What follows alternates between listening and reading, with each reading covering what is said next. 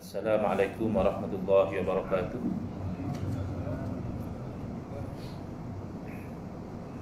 Bismillahirrahmanirrahim. Alhamdulillahi rabbil alamin. Wa afdhalus salati wa atammu taslimi ala sayyidina Muhammadin wa ala alihi wa sahbihi ajma'in. Rabbi shrah li sadri wa yassir li amri wa hlul 'uqdatam min lisani yafqahu qawli. Subhanaka la ilma lana illa ma 'allamtana innaka antal alimul hakim. Allahumma akhrijna min zulumatil wahmi wa akrimna binuril fahmi waftah alaina bima'rifatil ilmi wa sahhil akhlaqana bil hilm waj'alna mimman yastami'una al-qawla fayattabi'una ahsana. Allahumma ati nufusana taqwaha wa zakkiha anta khairu man zakkaha anta waliyuha wa maulaha. Allahumma arinal haqqa haqqan warzuqna ittiba'a wa arinal batila batilan warzuqna ijtinabah. Allahumma anfa'na bima 'allamtana wa 'allimna ma yanfa'una wa zidna ilman wa huda. Amma ba'd.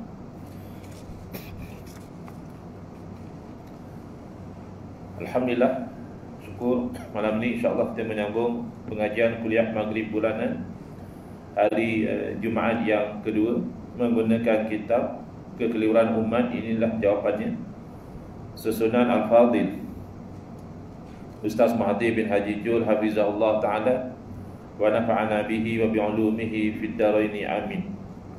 Kita sampai ke muka surat 320 ya, iaitu hukum tidak bermazhab. Kerana ada di zaman kita ni orang yang mendakwa bahawa saya tak ikut mazhab, saya hanya ikut Quran dan Sunnah. Soalan, terdapat golongan tertentu termasuk orang awam. Orang awam maksudnya bukan para ulama, yang menolak bermazhab dengan alasan hanya perlu ikut Quran dan hadis. Quran dan hadis dah ada, buat apa nak sibuk-sibuk bermazhab? Bagaimanakah menanggapi dakwaan golongan ini? Sebelum kita pergi kepada jawapan yang ditulis oleh Ustaz Mahathir di sini, secara ringkas kita katakan tidak bermazhab itu adalah satu perkara yang mustahil kalau kita faham makna bermazhab. Bermazhab berarti kita itu berpegang dengan sesuatu mazhab. Apa dia mazhab? Iaitu pandangan, ataupun dalam bahasa Inggeris kita boleh katakan school of thought ya. Kerana manusia ni berbeza dalam memahami sesuatu, jadi masing-masing ada school of thought. Jadi dalam bab bermazhab tak mungkinlah seseorang itu tidak bermazhab. Yang saya lihat ada 3 pilihan bagi seseorang, tetapi ketiga-tiganya pada hakikat adalah bermazhab. Pilihan yang pertama adalah orang ini di dalam memahami Quran dan Sunnah, beramal dengan Quran dan Sunnah, dia mengikut kepada mazhab guru dia, ustaz dia, tok guru dia. Yang mana tok guru dia juga mengikut kepada mazhab guru sebelumnya, mengambil daripada guru sebelumnya, bersambung ambilan mazhab itu. Kalau misal kata kita ini mazhab Syafi'i, nanti ambilan mazhab itu akan sampai kepada murid-murid Imam Syafi'i rahimahullah ta'ala. Lalu akan sampai pada Imam Syafi'i, akan sampai kepada guru Imam Syafi'i, akan sampai kepada tabi'in, iaitu murid kepada sahabat Nabi, akan sampai ambilan mazhab itu kepada sahabat Nabi, dan akhirnya akan sampai kepada Rasulullah sallallahu alaihi wasallam. Contoh yang paling mudah adalah sabda Nabi sallallahu alaihi wasallam, "Sallu kama raaitumuni usalli." Hendaklah kamu semua itu solat sebagaimana kamu telah melihat aku solat. Padahal tidak ada antara kita sekarang ini yang pernah melihat Nabi solat. Maka sebenarnya setiap daripada kita akan mengikut di dalam solat itu mazhab guru kita. Jadi kalau yang bermazhab dengan salah satu daripada mazhab yang 4, maka ambilan cara solat itu bersambung sanadnya sampai kepada para sahabat radhiyallahu anhum ajma'in, dan para sahabatlah yang mata-mata mereka itu memandang kepada solat Nabi sallallahu alaihi wasallam, lalu mereka menyampaikan kepada generasi seterusnya. Kenapa berbeza antara 4 mazhab? Ia adalah beza sikit-sikit. Tapi cara sembahyang secara umum sama saja. 4 mazhab pun mungkin cara letak tangannya berbeza, ya, cara gerakan jarinya berbeza, baca bismillah tak baca bismillahnya berbeza, tapi secara umum sama. Dan perbezaan ini kerana mungkin melihat perbuatan Nabi SAW yang berbeza pada masa yang berbeza. Boleh jadi juga dalam memahami riwayat yang diriwayatkan oleh para sahabat, dalam menerima hadis atau tidak menerima, ini sedikit sebanyak ada beza, tapi secara asas sama. Itu pilihan yang pertama. Pilihan yang kedua, walaupun orang ini mungkin merasakan dia tidak bermazhab, dia kata saya ikut Quran hadis. Jadi ikut Quran hadis macam mana? Ini apa maksud Quran hadis labat semayang? Jadi maksud Quran hadis labat semayang, dia ikut kepada pensyarah dia. Mungkin kerana pensyarah dia ada PhD, dia selesa lah. Ni saya punya pensyarah ada PhD. Imam Syafi'i tidak ada PhD, Imam Abu Hanifah tak ada PhD. Jadi saya itu selesa ikut yang mana pensyarah saya kata dalam isu ni, ini pendapat yang kuat. Dalam isu baca kunut, ini pendapat yang kuat. Dalam isu bersentuh laki perempuan batal tak batal, ini pendapat yang kuat. Jadi dalam isu baca bismillah tak baca bismillah dalam Fatihah, ini pendapat yang kuat. Berarti orang ini dia sedar atau tidak sedar, dia sedang ikut mazhab pensyarah dia. Kerana mazhab itu school of thought. Apa yang pensyarah kata ini kuat, ini rajih, ini dalilnya lebih mantap, dia ikut. Maknanya dia ikut mazhab pensyarah dia. Nak kata dia totally tidak bermazhab, tidak juga.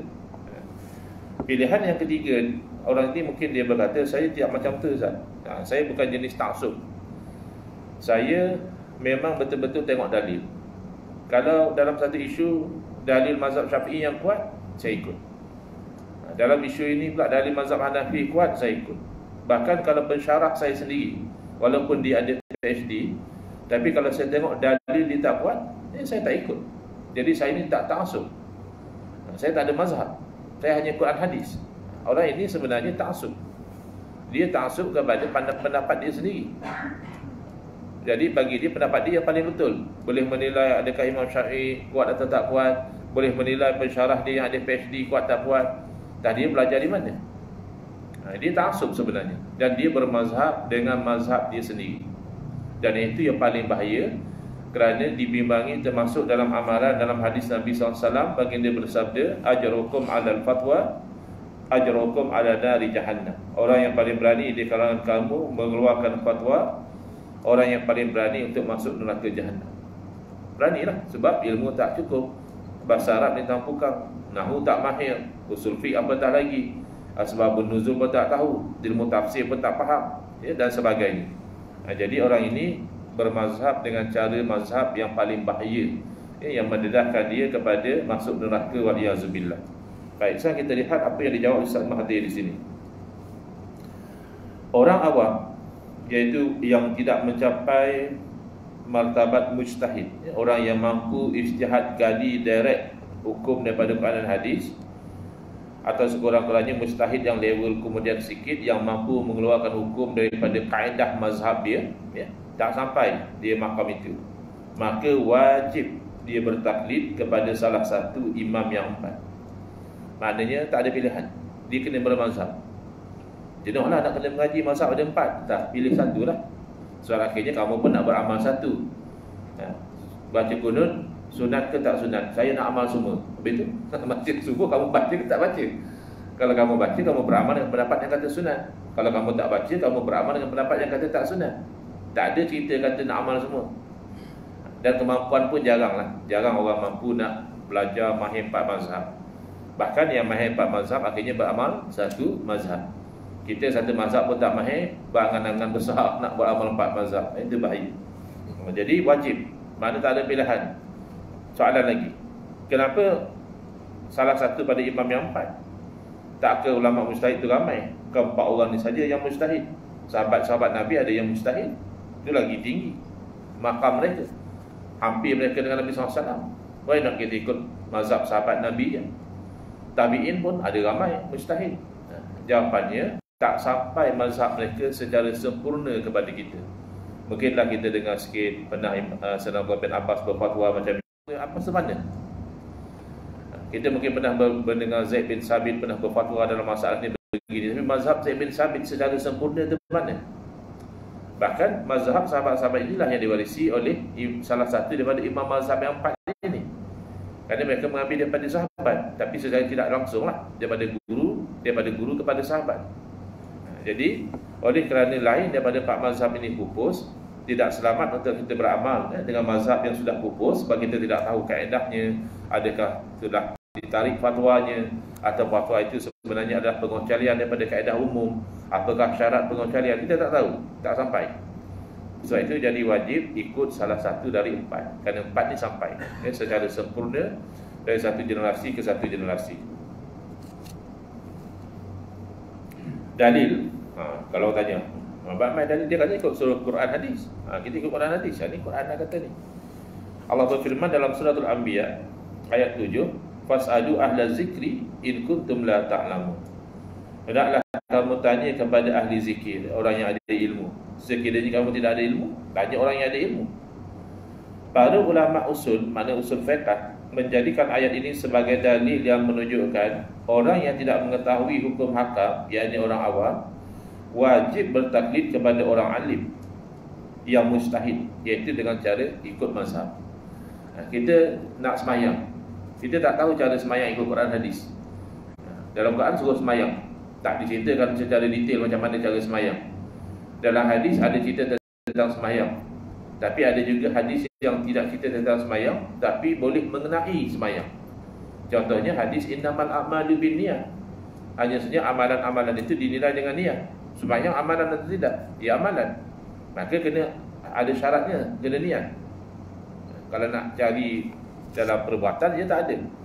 Tapi dalam hadis yang tidak secara direct, tapi masih mengenai perbuatan sembahyang, ada. Jadi kita tak tahu.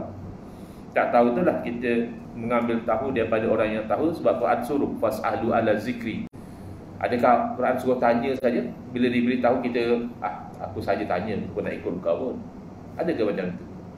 Bila Quran suruh tanya, orang yang mengetahui, berarti Quran suruh ikut apa yang diberitahu. Ini dalil pertama, wajib bermazhab. Kemudian para ulama, misalnya Said Bakri dalam hasyiah atas I'anatul Talibin mengatakan, kullun minal a'immatil arba'ati ala sawabi. Setiap seorang daripada imam-imam yang 4, mereka berada di atas kebenaran. Betul, mereka itu betul. Walaupun mereka khilaf, tapi masing-masing dari segi syarak betul. Sebab dia dah ada kepakaran, dia dah layak, dia dah ijtihad. Kalau salah pun masih diganjari dengan satu pahala. Kita kalau betul pun berdosa. Orang tanya, aku rasa halal pun. Rasa dah berdosa lah. Sebab kita melanggar firman Allah Ta'ala, wala taqfu ma laysa laka bihi ilmun. Jangan ikut apa yang kamu tidak punya ilmu. Kita tak ada ilmu, kita main rasa. Kebetulan betul, memang dari segi hukum memang halal, masih kita itu berdosa. Lain mustahil, bila mereka berijtihad, in asaba falahu ajrani. Kalau betul ijtihadnya itu dapat 2 pahala. Wa in akhta'a falahu ajrun wahidun, atau kama qala sallallahu alaihi wasallam, kalau dia tersilap maka masih mendapat 1 pahala, sebab dia memenuhi syarat. Wa yajibu taqlid wahidin minhum. Maka telah wajib bertaklid mengikut salah seorang daripada 4 mazhab tadi, 4 imam tadi. Wa man qallada minhum kharaja an uhdati taklid. Barang siapa yang bertaklid salah satu daripada imam-imam yang 4 tadi, maka terlepaslah dia daripada tuntutan taklid. Sebab itu sekadar mampu dia. Dia nak gali Quran, nak gali hukum direct pada Quran hadis, dia tak mampu. Tapi kalau nak belajar hukum fiqh daripada kitab-kitab yang telah ditulis oleh para ulama, dia mampu. Kalau dia malas tu cerita lain lah. Malas belajar lah, masjid cerita semayang, masjid cerita puasa. Yalah, nak cerita apa lagi? Kamu dah mahir kan. Nanti bila jadi satu benda, kamu bergaul kepala, ni nak buat macam mana? Ya. Adakah kesalahan atau yang tak benar kalau kita ikut Syafi'i, mana-mana imam saja, tapi tentang perkara keterbukaan juga kepada imam-imam lain? Soalannya, adakah jadi satu kesalahan?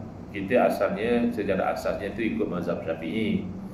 Belajar pun belajar mazhab Syafi'i. Tapi ada masa-masa tertentu amalan-amalan tertentu, kita terbuka, kita ikut imam lain. Jadi secara asasnya tidak salah, kerana yang asas sebenarnya bukan ikut mazhab, yang asas ikut Quran hadis. Tapi bila ikut Quran hadis, kadang-kadang berlaku ijma'. Ulama semua faham sama je, fatwa sama saja. Ijma' kita dah tak boleh, tak ada pilihan lah, wajib ikut yang ijma' tu. Haram kita langgar, ya.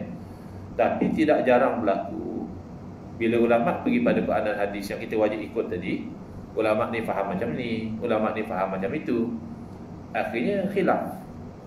Jadi pandangan yang berbeza daripada khilaf inilah yang dinamakan mazhab. Jadi kalau kita ikut Quran dan hadis, ya itulah mazhab tu produk Quran hadis tu. Sebab ikut Quran dan hadis boleh jadi ijma', boleh jadi mazhab. Bila kita ikut mazhab, ikut Quran dan hadis. Jadi mana-mana mazhab asalnya. Bahkan asalnya kita orang awam ni, kita tak ada mazhab. Kita pergi pada satu mufti, tuan mufti, hukum dan masalahnya macam mana, mufti pun bagi tahu benda ni haram. Terima kasih. Kita pun tak tahu itu mazhab Syafi'i ke, Maliki ke, Hambali ke.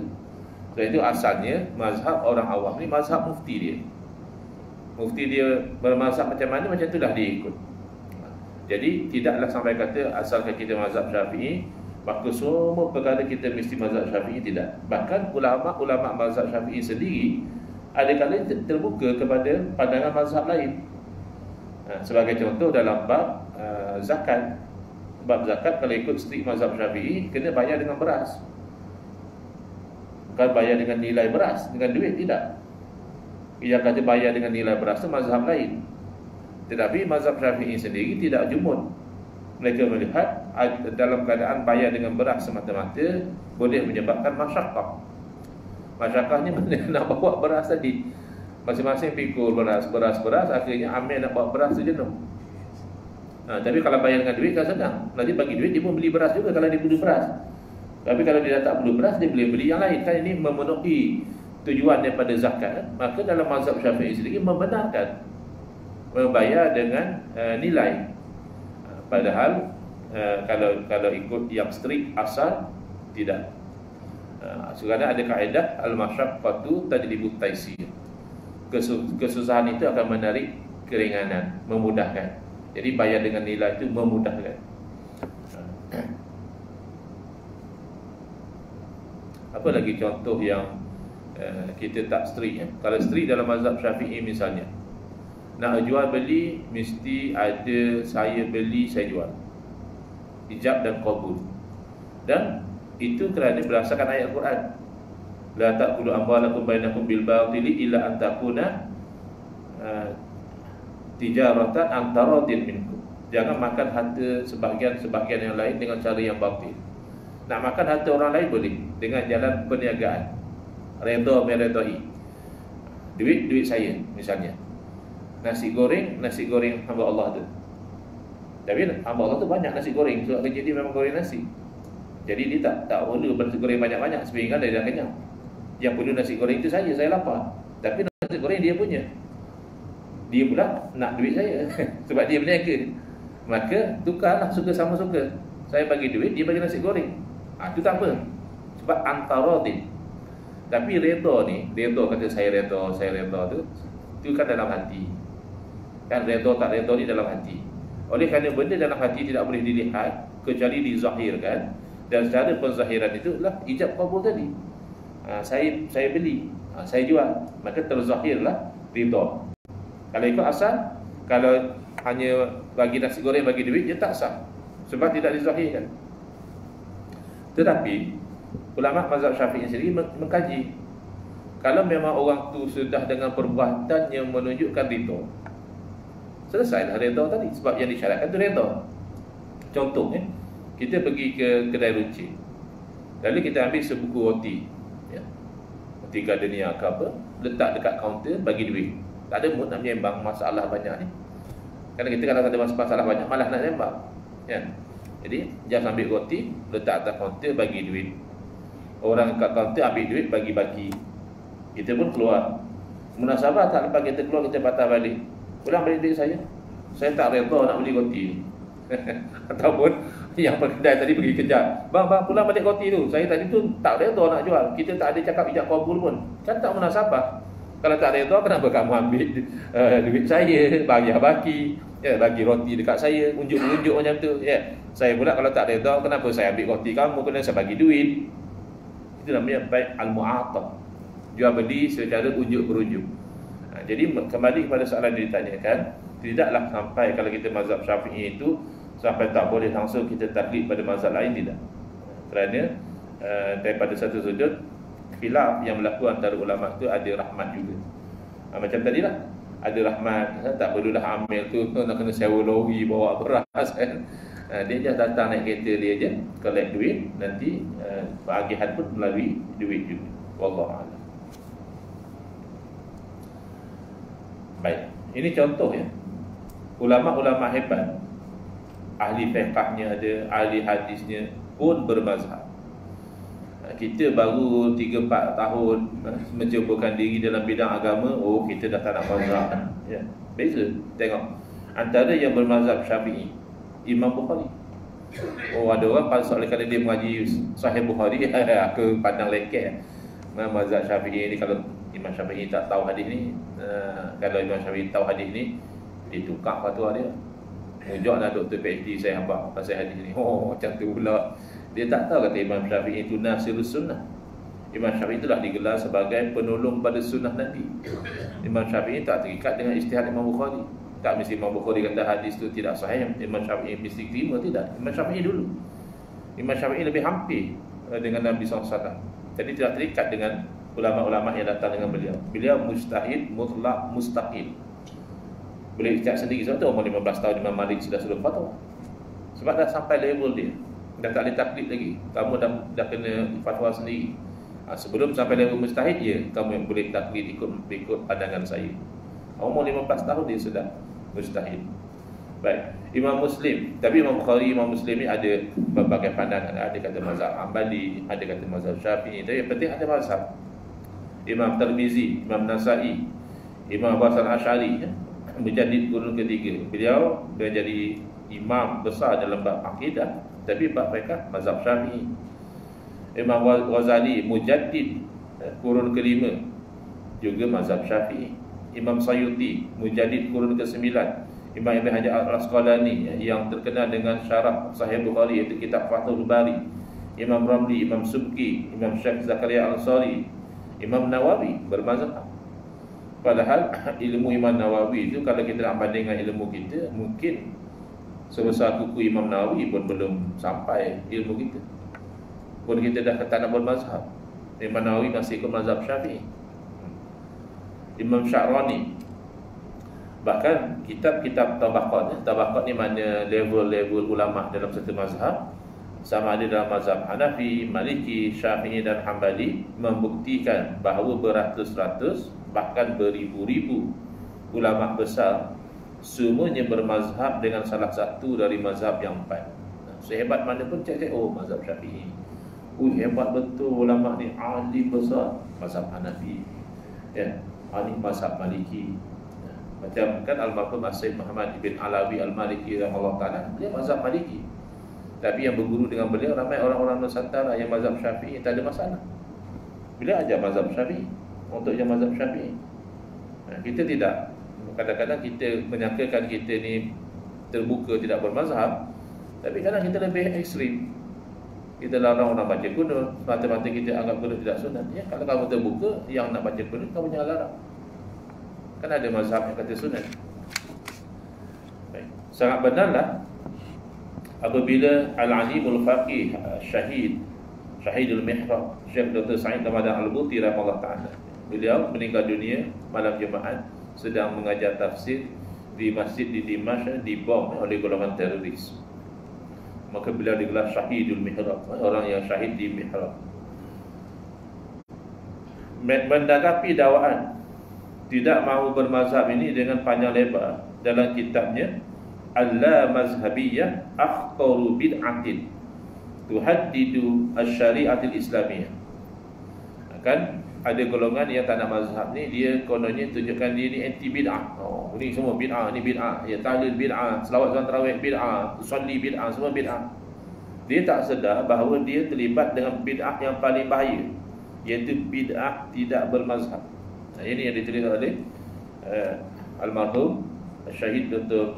Sayyid Ramadan Al-Buti rahimahullah ta'ala, bahawa fahaman tidak bermazhab adalah bid'ah paling bahaya yang mengancam syariat Islam. Kenapa? Kenapa masing-masing nanti buat sesuka hati dia dengan alasan ikutkan hadis. Jadi orang ni kata, saya ikut Quran. Quran kata fawaidul lil musallin alladzina hum an salatihim sahun. Neraka wil atau celakalah bagi orang yang solat, yang dia tu dalam solat dia tu dia lalai. Saya memang confirm lalai solat, lepas tu saya tak sembahyang. Quran kata neraka. Padahal dia tak boleh beza antara an dengan fi. Alladzina hum an salatihim sahun, maknanya orang yang daripada solatnya dia lalai, itu dia tak solat.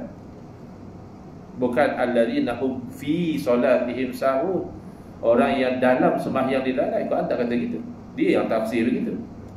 Akhirnya masing-masing ada mazhab tak sembahyang kalau tak khusyuk. Ada mazhab yang tak payah, hanya niat je, satu rukun je, rukun qalbi je. Kalau dah sembahyang ke tak nampak pun, innamal a'malu binniyat, hanya sunyi amalan dengan niat. Aku dah niat dah tadi. Tapi orang macam ni, cuba kita jemput dia makan, hidangkan pinggan kosong. Mana nasi aku? Kau niat je lah apa yang kena makan. Kau kan jadi niat, innamal a'malu binniyat. Marah pula dia. Kacau dia. Jemput aku hidang pinggan kosong, suruh niat je. Tadi pandai sembahyang pakai niat je. Jadi ini bahaya. Kalau tak ada mazhab, masing-masing mazhab sendiri. Baik, tambih, peringatan.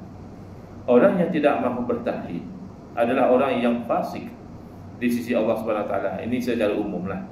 Tapi kalau dia mustahid, memang dia tak boleh taklid. Haram bagi mustahid bertaklid. Sebab dia ijtihad dia bagi dia itu jalan yang betul. Tiba-tiba dia tinggal yang betul kerana dia ikut orang lain. Ini kenyataan ini umum ya, untuk orang biasa. Untuk orang-orang mujtahid tidak wajib mereka bertaklid, bahkan wajib mereka berijtihad.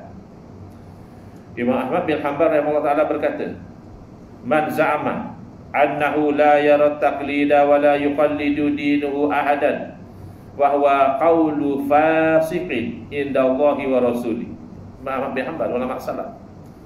Barang siapa yang mendakwa bahawa dia itu tidak berpegang kepada taklid dan dia tidak bertaklid dalam agamanya itu satu orang pun, dia tak taklid siapa-siapa pun, maka itu adalah percakapan orang fasik di sisi Allah dan Rasul. Innama yuridu bidzalika ibtal al-asari wa ta'til al-ilmi wal sunnati wa tafarruda birra'yi wal kalami wal bid'ati wal khilafi. Dia hanya senyap dengan percakapan dia yang dikata saya ni tak bertaklid pada sesiapa pun. Sebenarnya dia ingin membatalkan asal, iaitu pegangan para sahabat. Dia ingin mensia-siakan ilmu dan sunnah Nabi, kerana dia macam tadi lah, innamal a'malu binniyat, dia faham lain.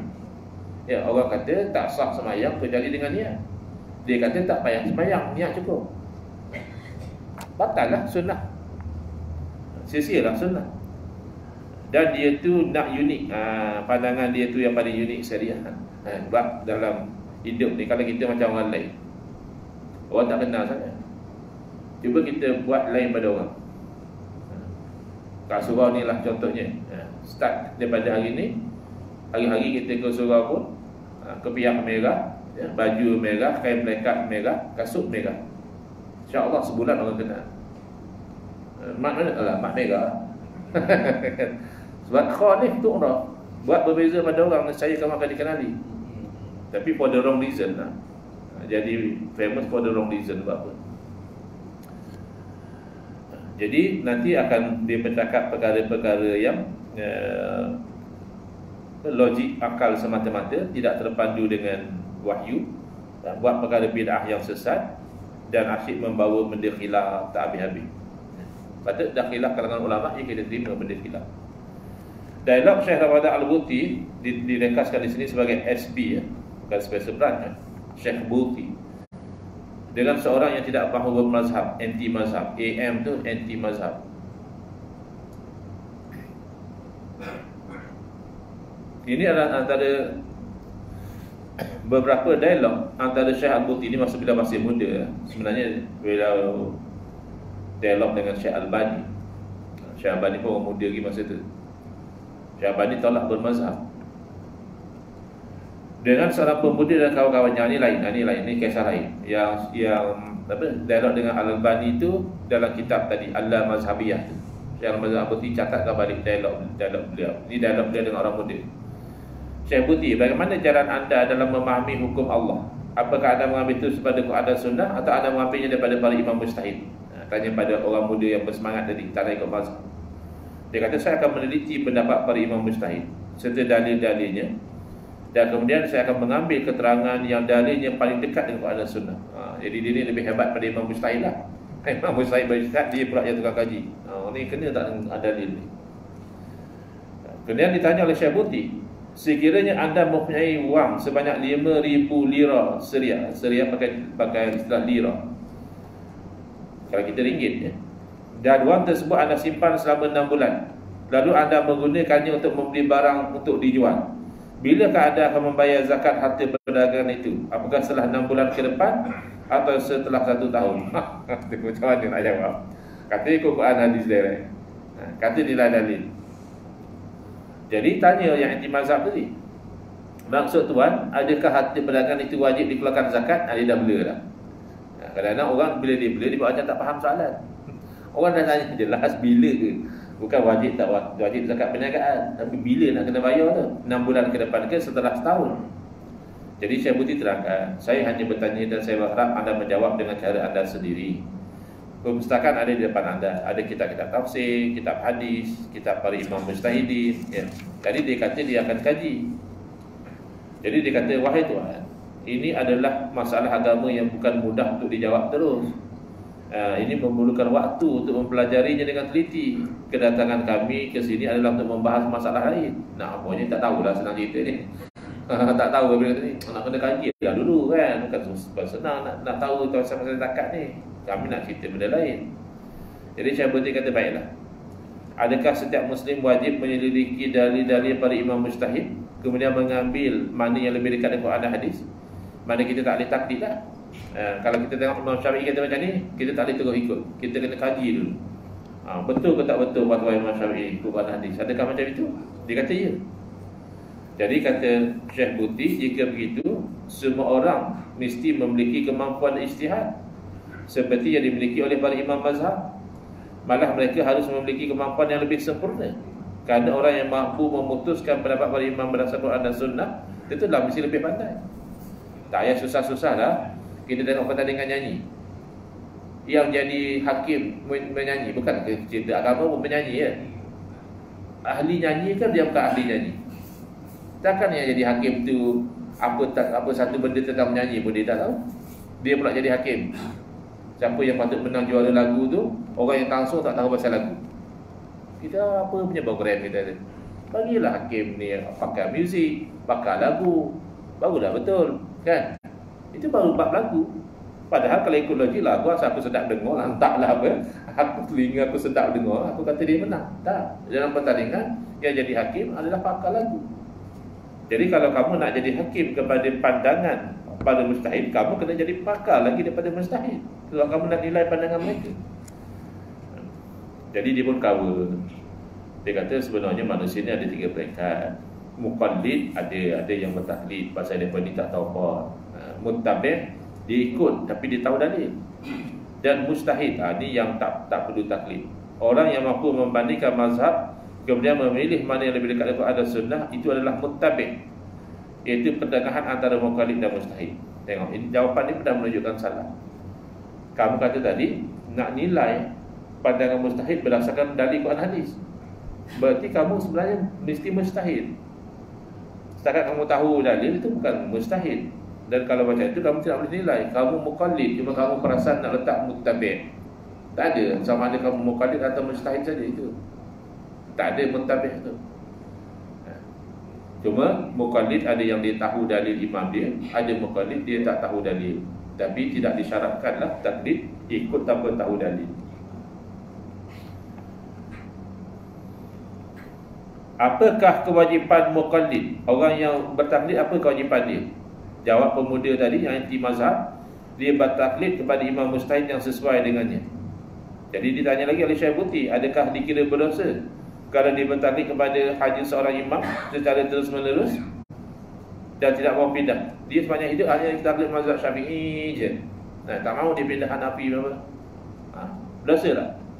Dia kata, oh, haram macam tu. Ikut satu mazhab je haram. Maknanya dalam hidup kita lompat-lompat mazhab. Macam tu. Jadi Syekh Buti tanya, mana dalil? Kadang-kadang mereka asyik tanya kita dalil. Sekali-sekali kita tanya dia pula dalil. Kalau kata haram, lompat-lompat ikut satu mazhab, mana dalil? Dalilnya kerana dia telah menetapkan sesuatu yang telah tidak diwajibkan oleh Allah. Jadi kata Syekh Buti, qiraat, kamu sepanjang hidup baca qiraat hafaz. Kan qiraat ada banyak. Kenapa kamu tak melompat-lompat baca qiraat ni, esok baca qiraat lain? Sebab tak mampu. Macam itulah kata Imam Syekh Buti. Macam itulah orang yang bertaklid, takkan dia mampu nak belajar 4 mazhab. Maka dia itu bertaklid kepada mazhab yang dia mampu untuk belajar. Kalau kita tak ada dalil, tak ada dalil. InsyaAllah nanti kita sambung lagi di muka surat 326. Belum habis lagi dialog almarhum Syekh Buti dengan pemuda yang anti mazhab tadi. Bismillahirrahmanirrahim. Alhamdulillahirabbil alamin, wassalatu wassalamu ala asyrafil anbiya'i wal mursalin wa ala alihi wa sahbihi ajma'in. Allahumma shrah sudurana wa ahsin akhlaqana wa azim ujurana wa nawwir qulubana bi nuri hidayatika kama nata'udhu bi nuri syamsika abadan abada bi rahmatika ya arhamar rahimin walhamdulillah.